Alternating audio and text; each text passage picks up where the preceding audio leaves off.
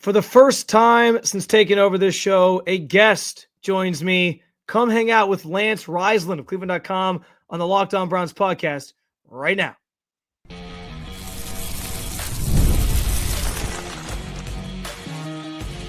You are Locked On Browns, your daily Cleveland Browns podcast.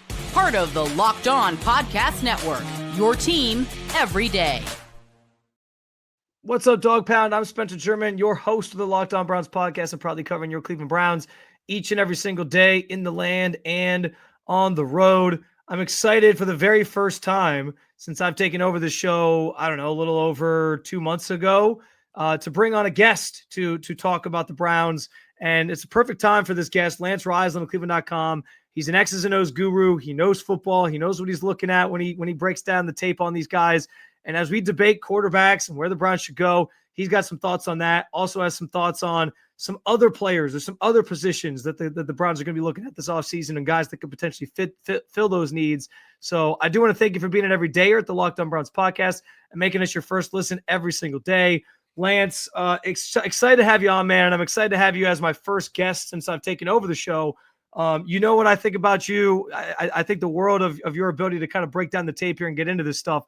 So I'm excited to pick your brain a little bit on especially some of these quarterbacks that the Browns could be considering. Well, I appreciate you having me on, Spencer. I look forward to it as well. I always love talking ball with you, my friend. So let's start with I think the rookies is a good place to start because I know, free agency comes first, but everybody is enamored, of course, with what the Browns are going to do with the number 2 overall pick. Are they going to take a quarterback?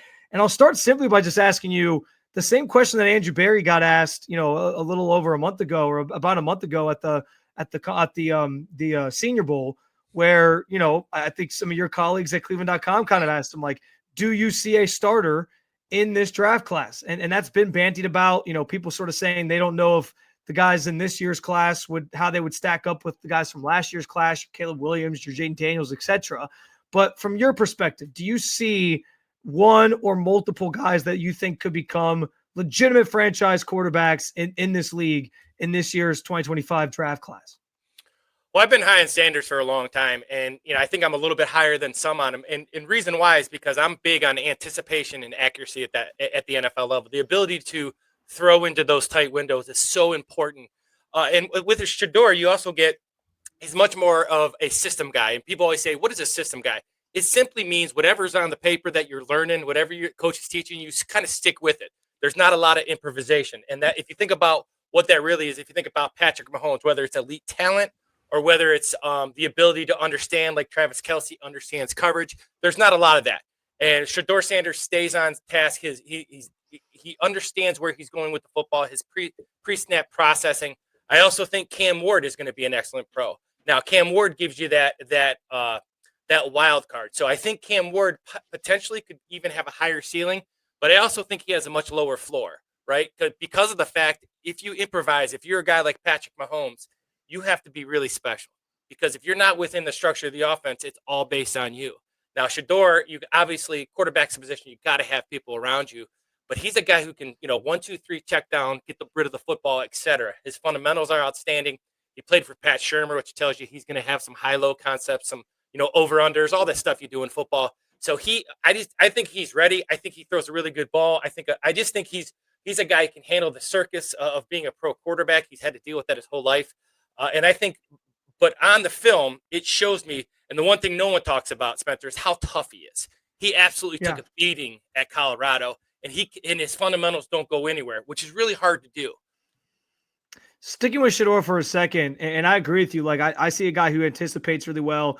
I think he can go through his reads and make those decisions. He even talked about like his best trait being the ability to see the field and be a good decision maker and protect the football. And I do think that's something the Browns are looking for. I actually think that makes him a perfect fit for Kevin Stefanski's offense. But one of the biggest gripes I think on Shedeur is that they don't know about like the arm strength, if he's going to be able to push the ball down the field. What are some of the concerns that you've seen in his game, and why do you think he can overcome those things to end up being a good pro at the next at the NFL level? Well, two of my favorite quarterbacks of all time, showing my age here, Joe Montana and Dan Marino. And the reason I like Dan Marino is because the idea of, even though he had a quick release, Dan Marino, Joe Montana, they weren't guys you thought of that were just rocket launchers, Brett Favre types. and what anticipation and accuracy do for you. So if you process what you're seeing and you understand what coverage you're seeing and you understand where the blitz is coming from, that means you know where to throw the football. And half of being successful at throwing the football is knowing where you're going. And sometimes when you drop back, if you're slow with all your reads, then you better have a really good arm because you're going to be late. If you're going to be on time and you're going to anticipate and you're going to know where you're going with the ball, I don't say arm strength is overrated. It's not overrated, but you can compensate a little bit because you understand where you're going and you're going to lead them to those windows. You're going to understand where the blitz is going to come. You're going to get rid of that hot, things like that. The other thing that worried a little bit about Shedeur, and it's because of the pressure he took. He's a drifter. And what I mean by that, he's got to learn to step up in the pocket a little bit. And that's because he got so much A and B gap pressure at Colorado that he tried to buy a little bit of time. He'll have to learn to step up in the pocket a little bit, but that's a teachable aspect. But like I said, I just think his ability to process information and anticipate and be so accurate with the football allows him not to drive the ball like some people would want him to do. On the flip side with Cam Ward, it's kind of the opposite situation. Like, he's a guy who has the arm talent, but there's some questions about like his recklessness, his willingness to kind of put the ball into less advantageous situations or troublesome situations. And I've kind of been talking about this a lot. Like, I don't like comparing guys and being like, well, he reminds me of this or he reminds me of that. But the reason I bring up Josh Allen when I talk about Cam Ward is because Josh Allen is a guy who, coming out of college, you saw similar stuff from him where like he'd force the ball into certain situations, and that translated in the NFL. Like, we saw him throw a lot of interceptions as recently as even like last year. He was very turnover prone, and this year he cut down on that. But I've been arguing, Lance, like, I feel like that's something that's a little harder to coach out of somebody. Like, if you have that recklessness in your game, it's not as easy to get somebody to stop doing that. Like, Josh Allen, I think in that way is kind of a rare breed, like, because he's somehow found a way to do that this year, and he won the MVP because of it. Is that a similar concern you have for Cam Ward? Is like his ability to kind of get that out of his game when it's something that just seems like it's very, very prominent at this point? Well, yeah, and it's something that's made him very successful. So you don't want to overcoach it, right? You don't win with plays, you win with players, and that's kind of what makes Cam more successful. Going back to his Washington State days, he's a guy with his ability to get in space and make plays when the plays are done. So the scramble drill, the idea of his guys know that if the play is not what it's drawn up in the playbook, he's probably going to keep it and he's going to do some things. So you got to understand that. And that's, if you look at a comp I have it's the 2020 Deshaun Watson. If you look at Deshaun Watson, and I broke down every throw, I know it's always a touchy subject. That's a touchy subject with Browns fans for sure. But if you go back to why they brought him here, if you go back to that 2020 season, I won't mention anything he did here in Cleveland. I'll just mention what he did when he was in Houston. That ability to improvise is really a special talent. But if you can't do it, and your guys around you can't do it, it just ends up being trouble. You end up taking sacks. You end up throwing interceptions. You end up doing a lot of things that don't help your football team. So staying within the structure, Cam Ward had 8 fumbles. He didn't lose all 8 last year, but he had 8 fumbles. And there's a lot of throws you see he relies on that arm talent. There's a lot of times it doesn't turn his hips. And as much as people say Patrick Mahomes and Josh Allen throw off schedule and throw off platform, watch a lot of their throws. Most of their throws are fundamentally sound, where they're ripping their hip and they're opening they're torquing with their lower body. They do those things when they have to. Cam Ward is going to have to learn to be a little bit more fundamentally sound when he doesn't have to throw off platform. But the thing that worries you is there is a wild card, right? So that ceiling, if he's hot and doing really good, that ceiling's really high. But if he's really not doing well, the floor is really, really low. So I just think that you get a much more polished, almost safe pick with Shedeur. Not that he's not talented, because he's really talented, but he's a guy who's going to do what you need to do. And that's really important in the Browns offense. You've seen that with Stefanski's offense. It has to be on time, rhythm, off the play action, et cetera, et cetera. And that's really what's been successful with Stefanski and the quarterbacks that have done well for him. We'll close out this first segment talking about let's touch on Jackson Dart, somebody I know that you and I have texted about a little bit. I see a guy who, he's sometimes, when he throws from the pocket consistently, there's been some inconsistencies there. And in Lane Kiffin's offense, he's not asked to like go through reads, I think, all the time. Like he had a very like half of the field type setup with Lane Kiffin's offense. But so tell me a little bit about what you see in Jackson Dart, and if you think what you think his future looks like in the NFL.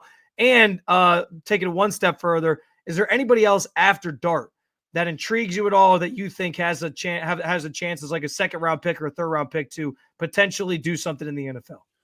Well, Dart is of all the quarterbacks I broke down, no one gets as hot as Jackson Dart. No one gets as cold, which again worries you in terms of the consistency at the NFL level. You made a really good point about the offense he ran with Lane Kiffin. So first of all, that makes him a gunslinger. He's not afraid to just absolutely fling it down the field. He's got a really strong arm, so he'll throw into tight windows. But a lot of that RPO, a lot of that play action is based on one guy. It's the weak side backer or the weak side safety. So he's going to have to learn to kind of go through those complex reads that he's going to get at the NFL level. Again, with the RPOs constantly in the play action, his feet aren't always right. Now, he's got enough arm talent to do it at the college level, but he's going to have to get his feet right at all times. Even those guys that throw off platform, their feet and their base is usually pretty good. So that worries you a little bit just because the NFL, there's not a lot of wiggle room in the NFL in terms of guys being open. You have to place it right every single time. Or you and I have been down there at practice. There's not a lot of those guys are big and fast and strong. You have to be on time and accurate all the time. So again, really good off play action. Really, he's okay from underneath center, which is a big thing coming in the NFL because that's different footwork. So there's a lot of things he does really well. He's just going to have to be able to. You said it best. That's my concern about him in the pocket. If he consistently has to throw 3 and 5 7-step drops from the pocket, his accuracy goes way down. He's much better when he's kind of playing a little bit of backyard ball where he can kind of make some things happen. And he's a gunslinger. He wants to throw the ball deep. There's a couple other quarterbacks I really like that a lot of people aren't high on. I love Dylan Gabriel. Now, he's only 5'10", 5'11", but I'm a big fan of his. I think from his time at Central Florida to Oklahoma to Oregon, I think he does a lot of really, really good things. I think he's got better feet than people think. Obviously, for me, I think about his processing ability. Kind of reminds me of Drew Brees in terms of getting rid of the football. Now, is he Drew Brees? No. But that processing, that quick release, that helps you when you're not 6'5", 6'6". So I think he has a chance to get in. If he can get in with a really good quarterback in front of him, he could be successful and be a guy who potentially could be a starter, but a guy you can count on. Because in the NFL, you need more than one guy now, a guy you can count on to win you 2 or 3 games. The other guy that I really started like is Curtis Rourke from Indiana. I love his size. I loved him at OU. And, the MAC-tion, watching him play in the MAC and then going to Indiana, really, really, he's big, he's sturdy, 6'5". He's like that prototypical frame that you like. Throws really well from the pocket. Again, a lot of RPOs at Indiana. But I like that he did it with not as much talent at Indiana against some really good defenses throughout the Big Ten season. So I like his release. He's mechanically really, really sound. Rourke, for me, is a really good fit for the Browns in terms of in structure. He has to be in structure because he cannot improvise. But that's okay in the Browns offense. So he's a guy, he kind of gives you that Joe Flacco vibe. Big, kind of lumbering guy, can make all the throws, really good play action, etc. So those are 2 other guys. I love Gabriel. I love Rourke. I like Jackson Dart. He's really starting to grow on me. He's just got to really iron up that footwork, especially from the pocket. That is Lance's perspective on the rookie quarterbacks. We get his perspective on some of the veteran options that we've talked about as well so far this offseason. Coming up next on the Locked On Browns podcast. This is a message from our sponsor, Intuit TurboTax. Taxes was waiting, wondering, and worrying if you were going to get any money back, and then waiting, wondering, and worrying some more. Now, Taxes is matching you with a TurboTax expert who can do your taxes as soon as today. An expert who gives your taxes their undivided attention as they work on your return while you get real-time updates on their progress so you can focus on your day. An expert who will find you every deduction possible and file every form, every investment, everything with 100% accuracy. Also, you can get the most money back guaranteed. No waiting, no wondering, no worries.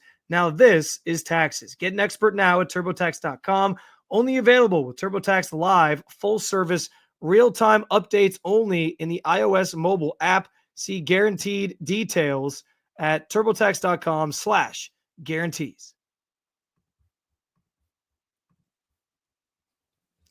All right, chopping it up some more with Lance Reisland. We got his perspective on some of these rookie quarterbacks and, said a lot of the things I think we've talked about so far this offseason about those guys. And I know that's where most people's attention is when it comes to the Browns addressing that need this offseason. But the veteran quarterback market is going to be something to keep an eye on as well. Lance, I'll start you with this because this has been a big topic for me lately. I'm kind of reserved to the idea that like the best option out there, because none of these options are like amazing. They don't none of them are like blowing you away in terms of, yeah, this guy could take you to the Super Bowl. But the one guy that if he actually becomes available, that I think would be the best fit for the Browns and gives you the most, chance to be competitive now while also maybe bridging the gap for you for a couple of years is Matthew Stafford. What can you say about Matthew Stafford, and would he be a fit for the Browns, you think? Well, when you talk, the term arm talent is always used in the NFL. Matthew Stafford has probably, arguably, he's Dan Marino of this generation in terms of throwing the football.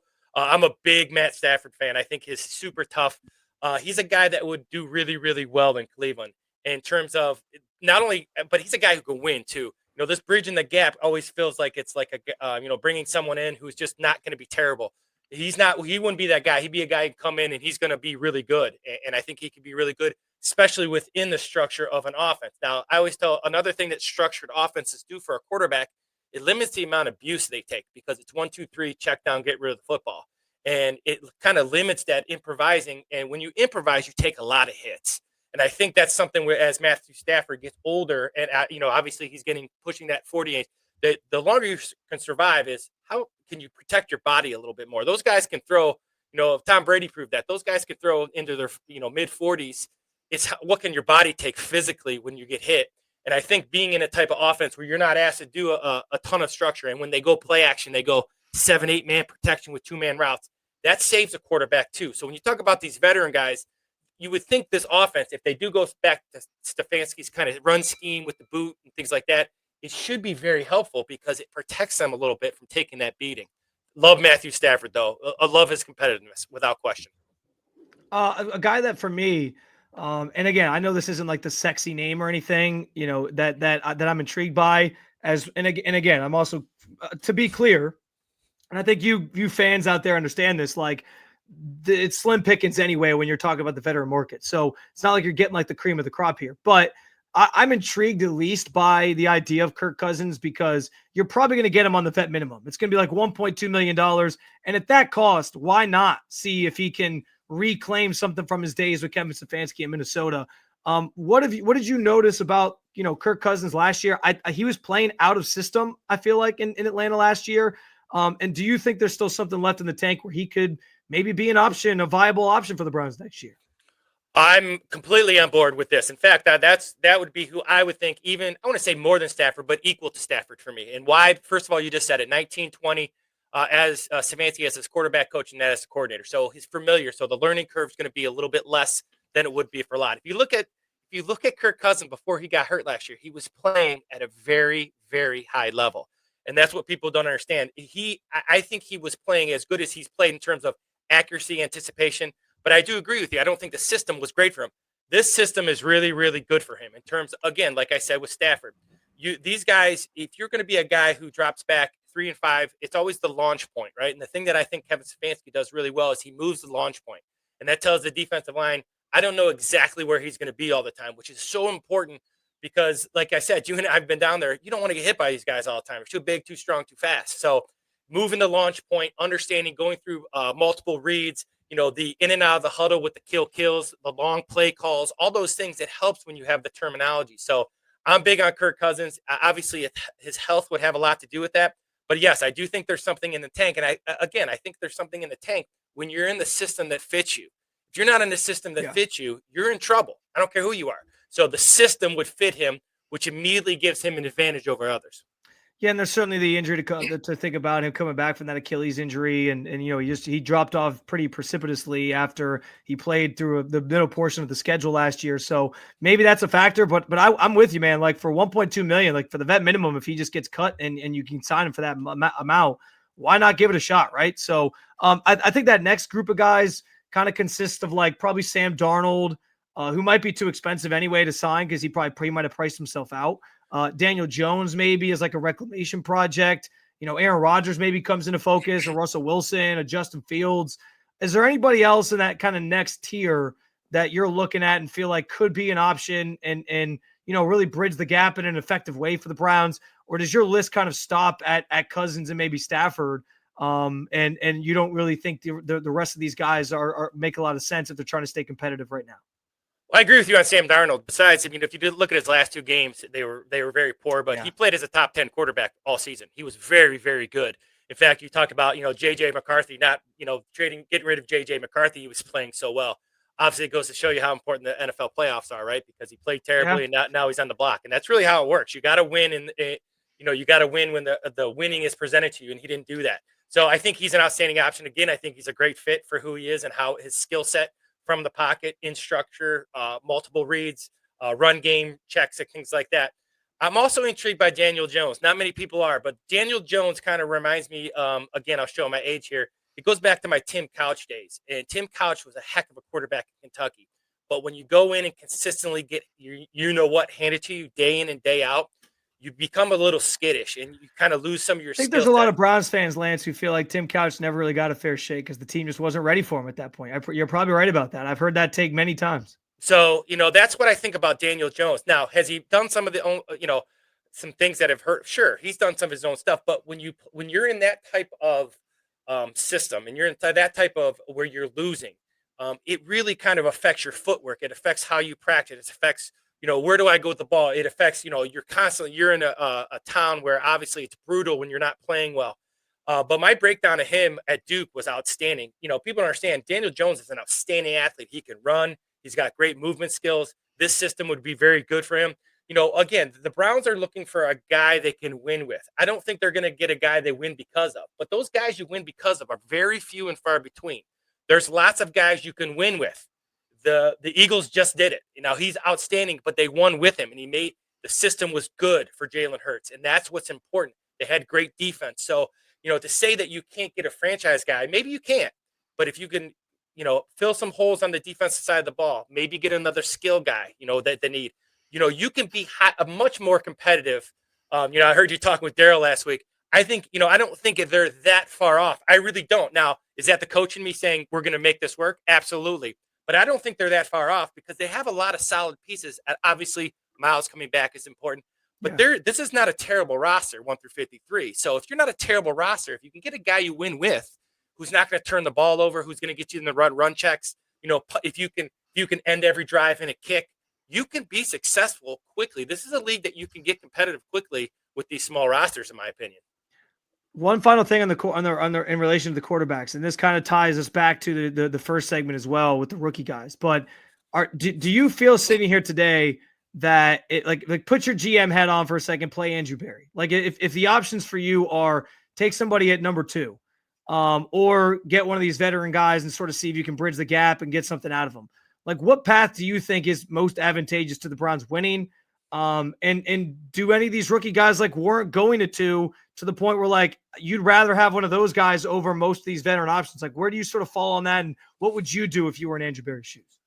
Well, the first thing, the thing that really intrigues me about these young guys is these young guys aren't like they were coming in the league. So when even 10 years ago. So when these guys come in the league now, they have been playing competitive football their whole lives. This idea, I'm not a big fan of it, but specialization. So these guys really know what they're doing. If they can get in the right system, I don't think, big thing that I like about both the top 2 guys, they've played a lot of football. And that goes back, I'm a big Bill Parcells fan in terms of playing a lot of games in college because you see a lot of stuff. So I don't think, even though Shedeur Sanders is a rookie, I don't really think of him as a rookie in terms of can he play. There's not going to be, you'll know early how good he's going to be, in my opinion. Now, will there be some learning curve? Sure, there was for Jaden Daniels, right? But Jaden Daniels had a lot around him. So I really think Shedeur can be successful if he gets, like the right system in terms of not relying on him carrying the load. But I think he understands, when you play for an NFL coordinator in college, a lot of that comes down to high lows, ins, out, smash, all the concepts you can see in the NFL, he's ran. And these college kids now, they're running big time offenses. It's not like the huge learning curve it was 10, 15 years ago. So I don't know if it's as much as they have to find a guy they like. And I'm not big on the bridge guy. I've never really believed in the bridge thing. They got to find a guy who can win. They got to find a guy who can give them an opportunity to win every single Sunday. Doesn't mean they will. Yeah. That means protecting the football. That means, so if it's a veteran guy, if it's a rookie and a veteran, but they've proven if you do the right things, Jaden Daniels, even some, Bo Nix, who I wasn't very high on last year. If you get in the right system and do the right thing, these guys can be successful because especially these 2 guys this year, they've played a lot of football. So I don't know. We'll see what happens. I think they got to the only plan right now is no plan. And I feel like they got to kind of say, this is kind of the direction we're going. And that's what you don't see from the Browns yet, is kind of what direction are they thinking?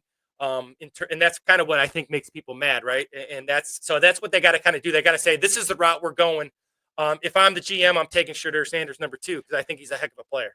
I'm kind of with you on that in the sense of, with a lot of these veteran guys, you know what you're going to get. And with these rookies, there's always this unknown of, hey, they can get to the NFL and they could be really, really good for you. And that entices me more than saying like signing up for an experiment or a reclamation project for a guy that we already have a lot of NFL level tape on. So I'm with you on that in that regard. We'll keep Lance around for one final segment as we ask him about what the Browns' biggest needs are outside of the quarterback position, and maybe some other players out there in free agency or in the draft that he thinks could be a good fit for this team. We'll talk about it coming up next on the Locked On Browns podcast. When the game tips off and the NBA action is just getting started, there's no better place to get in on the action than FanDuel, America's #1 sports book. With FanDuel, you can place live bets throughout the game. So even if you miss the opening tip-off or you want to bet on the fourth quarter comeback, you can stay in the action. And if you're looking for a bigger payout, you can even combine your live bets into a same-game parlay. With the NFL season behind us, I'll be betting a lot of the Cleveland Cavaliers. They are a true contender for the NBA Finals. Maybe you want to get it on a futures bet with them. You might be a little late to the game, but it's still an opportunity for you to win some money. And if you're looking for a bigger payout, you can even you can play their parlays. You can get in on same game stuff, and the app is super easy to use, and you get paid instantly if your bet wins. Right now, new FanDuel customers get $150 in bonus bets if your first $5 bet wins. Just visit FanDuel.com today to join. That's FanDuel.com for your shot at $150 in bonus bets. Make every moment more with FanDuel, the official sports betting partner of the NBA. All right, some final thoughts here with Lance Reisland of Cleveland.com. Very grateful for his time, and I hope you've enjoyed his insight into especially the quarterback position here for the Browns this offseason and what their options are. But Lance, we know the Browns have more needs than just the quarterback position to address. I did this several weeks ago, but I'm going to ask you to sort of just like give me a quick ranking of what you think the Browns' biggest needs are after the quarterback position. Well, for me, they need a playmaker, and they need Luther Burden. I'm going to throw some names out there. Luther Burden III from Missouri is a guy. So doing a piece on him because he's a touch guy. I don't think they need a position, whether it be tailback, running back. They need a touch guy. They need a ball and space guy, a sudden twitchy guy. Right now, the Browns have to go 12 to 15 plays perfectly to score points. That's really hard to do from high school, college, pro. So they got to get a guy who, when they throw a bubble screen or RPO, he can take the distance or at least get him to second 5. So for me, I will say receiver, but I'm more going to say they need a playmaker. They need a sudden, twitchy slot guy who can take it out of the backfield, who can do things they thought Elijah Moore was going to be able to do. But Luther Burden gives you a little bit more thickness to be able to run the ball a little bit. Real quick, before you keep going with your list of ranking the needs here, I was watching some Luther Burden video or tape the other day, and I couldn't stop thinking about, man, Kevin Stefanski would just love to have this guy as like his gadget play. He loves those gadget plays. They rarely work out. They haven't really worked out since the days of Odell Beckham Jr. But if he could get a player that can finally execute them and be that role for him, he'd love that. So I see a lot of that in Luther Burden. I think that's a good reference by you. Well, and he doesn't run a ton of routes. He's just a space guy. He's a touch guy. Yeah. And, there's something to be said about, on all those call sheets that it says touch, and he's got to have touches. So he's a touch guy. I think they need a left tackle, and whatever they do at left tackle, Will Campbell, the Banks kid out of Texas is legit. So they need a left tackle, and I'm always big on up front. Whether they feel like they're good offensive line, you can never go wrong restocking your offense and defensive line. So I would say receiver and then the tackle. They got to figure out what they're doing at running back. Obviously, my number one is not Ashton Genty. My number one is Travion Henderson. And the reason why is because Genty is a violent runner. And violent runners at the NFL level don't really survive. So almost his strength can almost be a weakness for him just because he's such a hard-nosed runner. Love Travion Henderson and everything he can do. So those would be my top 3. And then they're going to have to figure out, there's the linebacker. Is JOK okay? If JOK is not okay, he's got to come back. Safety, they got to figure out. Malachi Starks out of Georgia is a heck of a safety. So, they got to figure out, they need to figure out what they think their roles are and what they think they're going to do. Obviously, it starts with the quarterback. But if I'm position of need, they got to get a quarterback. They got to get a position. They got to get a sudden twitchy guy who can get them to, get them some easy yards.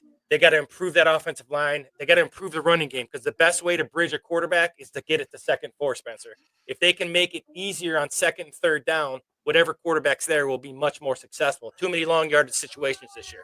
What about from the free agency perspective? Is there anybody out there? And I know like money's going to be a little bit tighter this year. Andrew Berry always finds a way to kind of get under the salary cap. They actually announced on Wednesday that the cap's going to sort of be in this range of like 277 to 281. And so he'll manipulate some of these contracts, get his team under so he has some flexibility.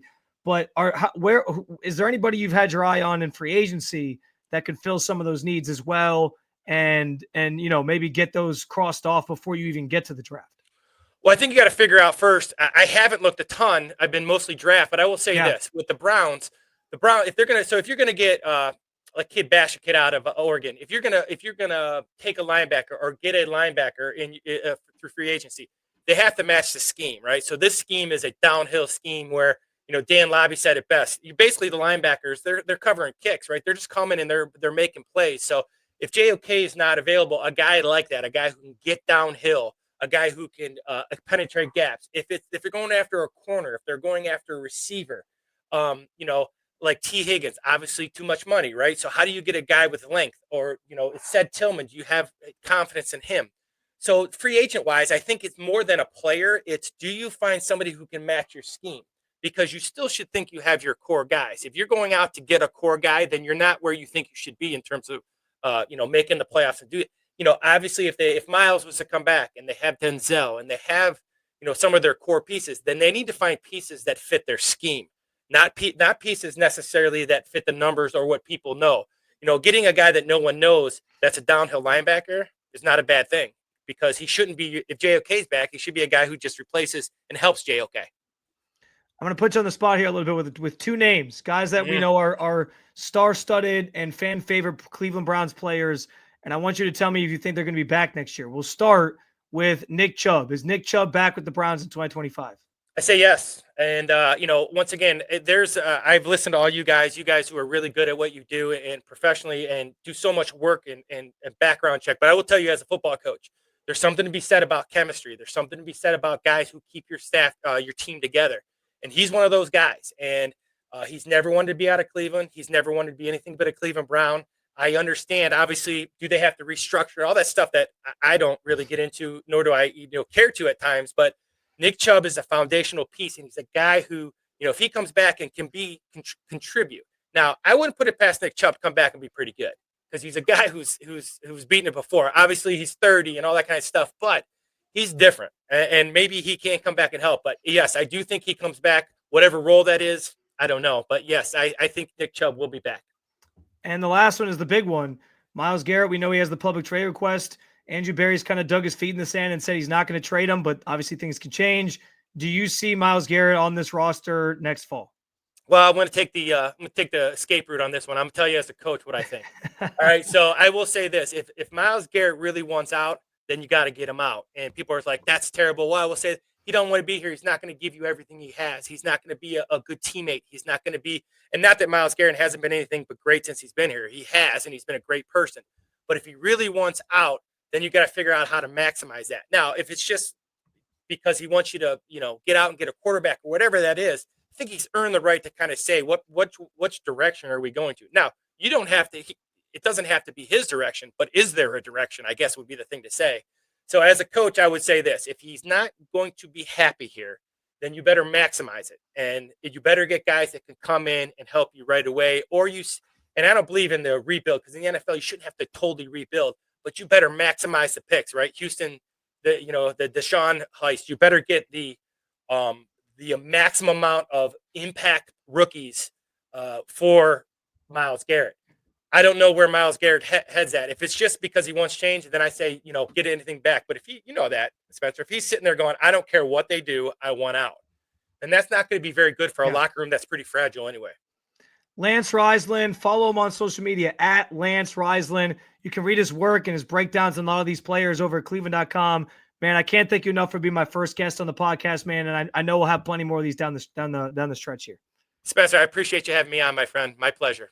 Another episode down with you, Dog Pound. Thanks for joining me as always to talk about your favorite football team. And there'll be plenty more in the weeks and months ahead. I hope you'll continue to make us your first listen every day. And I appreciate you being an everydayer at the Locked On Podcast Network. Talk to you again real soon, Cleveland. But for now, peace.